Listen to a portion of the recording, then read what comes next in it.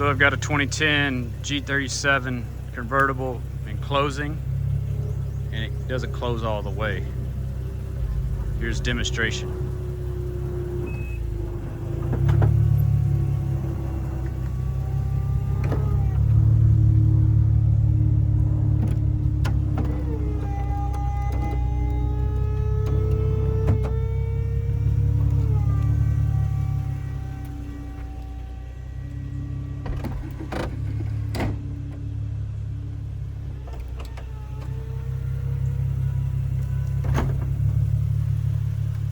It gets stuck. It doesn't go all the way, but you can back it out.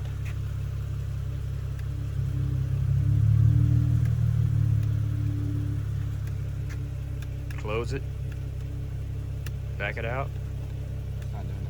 It's not doing anything.